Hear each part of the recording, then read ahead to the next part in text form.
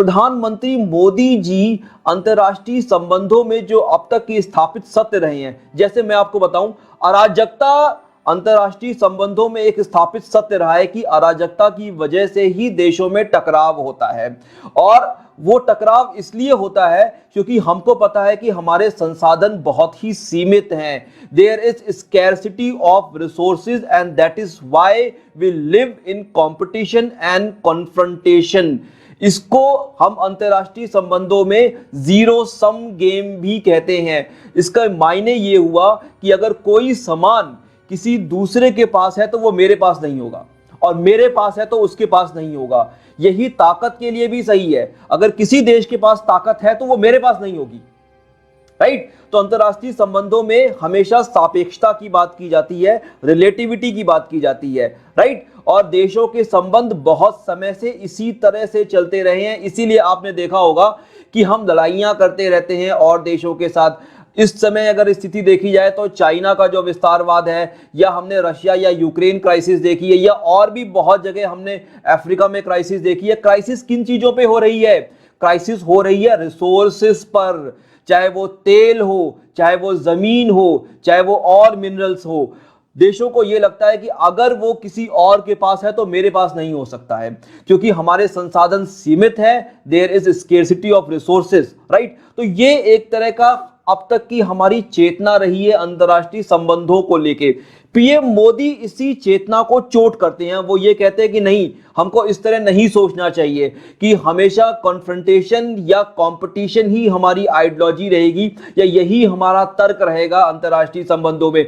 हमको इसको बदलने की आवश्यकता है, और खासकर वैश्वीकरण के युग में तो ये बहुत ही आवश्यक है, जहां पे हमारे सारे हित जुड़े हुए हैं, हम अपने हित साझा करते हैं। यानी कि अगर मैं अपने देश में स्वास्थ्य के बारे में सोच रहा हूं तो मुझे और देशों के बारे में भी सोचना होगा। जैसे हमने कोविड में देखा कि अभी कहीं पे कोई पैंडेमिक हुआ तो मुझे भी सोचना पड़ेगा, राइट। ऐसे ही कहीं पे अगर कोई सप्लाई चेन डिसरप्शन हुआ तो वो मुझे भी सोचना पड़ेगा, वो मेरे भी राष्ट्रीय हित की बात है। कहीं पे कोई लड़ाई हो रही है तो वो मेरे भी राष्ट्रीय हित की बात है। तो ऐसा नहीं है कि अगर कोई डिस्टेंट लोकेशन में कुछ हो रहा है तो वहां पे मेरा राष्ट्रीय हित नहीं होगा। हम सब जुड़े हुए हैं, चाहे ग्लोबलाइजेशन से या चाहे और संबंधों से। तो इसी बात को वो आगे बढ़ाते हुए कहते हैं कि हमको अपनी सोच को बदलने की आवश्यकता है। ये जो कंपटीशन और कॉन्फ्रंटेशन हमने बना रखी है अपनी आइडियोलॉजी इंटरनेशनल रिलेशंस में, हमको इसको बदलने की आवश्यकता है। इससे हम कहीं भी नहीं पहुंचते हैं, और खासकर वैश्वीकरण के युग में, ग्लोबलाइजेशन के टाइम में तो बिल्कुल भी हम आगे नहीं बढ़ सकते हैं, जहां पे हमारे हित हम एक दूसरे के साथ साझा करते हैं। और वो बहुत सारे देशों के सामने उंगली उठाते हुए कहते हैं, वो देश खासकर जो आज के समय में कॉन्फ्रंटेशन में है। हमने आपको एक वीडियो में एससीओ का हमने एक वीडियो बनाया था, उसका पिक्चर आ रही होगी, उसका लिंक डिस्क्रिप्शन में है, आप उस वीडियो को देख सकते हैं, जहां पे मोदी पुतिन को यह कह रहे हैं कि today's era is not of war. आज का समय युद्ध का समय नहीं है, हमको युद्ध में अपने आप को नहीं झोंकना चाहिए। अब ये दिखने में तो एक स्टेटमेंट लगता है, पर इसके बहुत सारे और रिपरकशंस हैं। जब युद्ध होता है तो हम करते क्या हैं?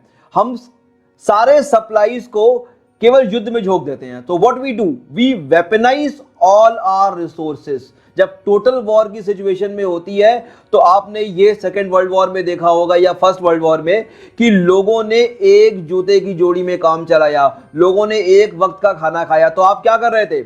आपने संसाधनों को केवल युद्ध में झोंक दिया। और यही हो रहा है बहुत सारे देशों में कि संसाधनों को हम युद्ध में झोंक दे रहे हैं, और वो भी क्या हासिल करने के लिए? हमें कुछ भूभाग मिल जाएगा, कुछ टेरिटरी मिल जाएगी केवल इसके लिए, और हमारे दिमाग में जो एक फितूर है कि इसके वजह से हमारी शक्ति आगे बढ़ जाएगी। इसी सोच को बदलने की बात करते हैं पीएम मोदी। और ये बात इस लिहाज से इंपॉर्टेंट है, अपने सेकंड पॉइंट पे मैं आता हूं कि जब भारत G20 की प्रेसिडेंसी अभी ले रहा है, और G20 की प्रेसिडेंसी में जब भारत इन मूलभूत सिद्धांतों की बात करेगा, खासकर उन देशों के सामने जो कहीं ना कहीं टकराव में व्यस्त हैं अपने जगहों पे, कहीं ना कहीं टेरिटोरियल फाइट्स हो रही है, तो भारत उस वक्त जब इस तरह की बात कर रहा है, जब वो एक पंचलाइन दे रहा है that we live in one earth, we are one family and we have one future in this globalization period. तो ये इस लिहाज से भी इंपॉर्टेंट है कि हम वैश्वीकरण में अपनी आवश्यकताओं को समझें और ये माने कि हमारे हित एक साथ भी हो सकते हैं आगे, और हम सब एक साथ भी ताकतवर हो सकते हैं।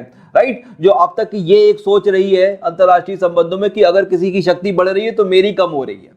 राइट, तो इस सोच में बदलाव की बात करते हैं प्रधानमंत्री मोदी जी। खासकर यूपीएससी के बच्चे जो कि परीक्षा लिखेंगे, उनके इंटरनेशनल रिलेशंस के आंसर में ये पॉइंट्स बहुत ही इंपॉर्टेंट है। मैं आगे भी जब अंतरराष्ट्रीय संबंध आप लोगों को बताऊंगा तो एक टीचर की तरह मैं ये बताने की कोशिश करूंगा कि जब हम अराजकता बोलते हैं तो उसका मतलब क्या होता है, जब हम कंपटीशन बोलते हैं तो उसका मतलब क्या होता है, कॉन्फ्रंटेशन बोलते हैं या सापेक्षता बोलते हैं अंतरराष्ट्रीय संबंधों में, या पावर स्ट्रगल बोलते हैं तो उसके मतलब क्या होते हैं। हमने कुछ मूलभूत सिद्धांतों पे बात की। अंतरराष्ट्रीय संबंधों पे मैं आपको बहुत सारी मूलभूत बातें और बताऊंगा, जहां पे अंतरराष्ट्रीय संबंधों में, जैसे मैंने आपको शुरुआत में कहा कि अंतरराष्ट्रीय संबंधों में कुछ स्थापित सत्य हैं, जैसे अराजकता एक सत्य है अंतरराष्ट्रीय संबंध का, और देशों के बीच में जो टकराव होता है वो उसी अराजकता की वजह से होता है।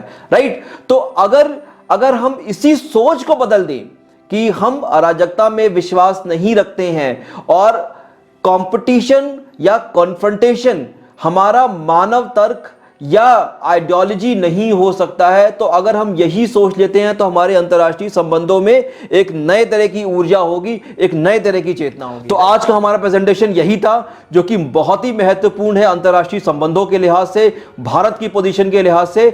आगे हम इस तरह के और प्रेजेंटेशंस लाते रहेंगे। यदि आपको मेरी ये कवायद अच्छी लग रही है तो प्लीज लाइक करें, कमेंट करें, शेयर करें, सब्सक्राइब करें। अपने दोस्तों में, रिश्तेदारों में, जानने वालों में मैं आगे और भी इसी तरह के प्रेजेंटेशंस लाता रहूंगा। धन्यवाद, शुक्रिया, थैंक यू।